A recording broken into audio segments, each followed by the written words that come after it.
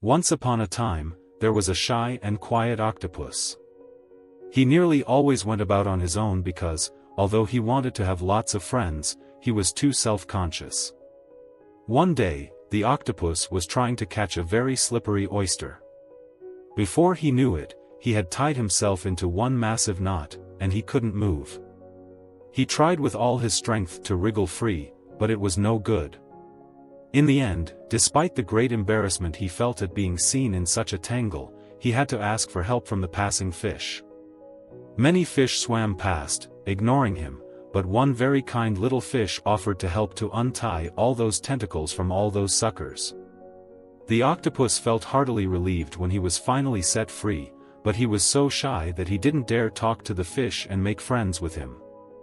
He simply thanked the fish and quickly swam off.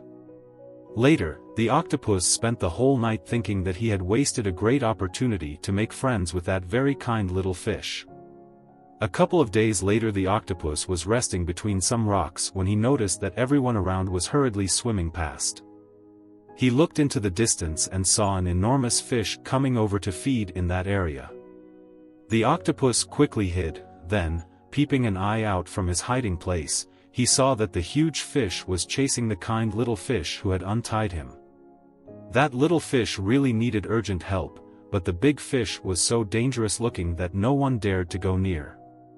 The octopus, remembering how the little fish had helped him, felt that he had to do whatever he could to come to his aid. Without hesitating, the octopus shot out from the rocks, like a ray.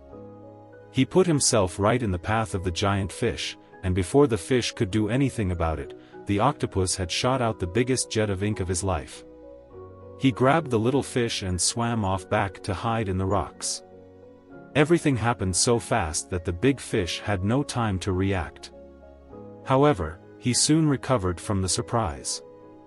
Off he went to the rocks, looking for the octopus and the little fish. Now he really wanted to gobble them down. Soon, though, he began feeling a terrible itch, first in his gills, and then in his fins, and then all over his body. It turned out that this giant fish had a very artistic nature. He adored colors, and the octopus's dark ink had given him a terrible allergy.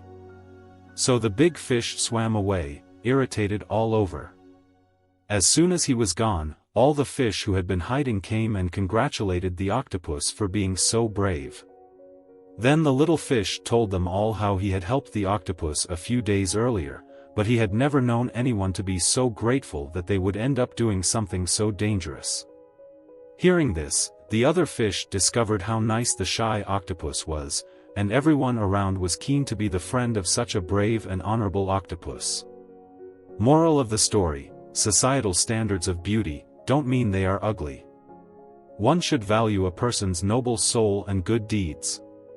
Everyone is unique and beautiful in their own way. We must learn to accept our differences and celebrate our individuality.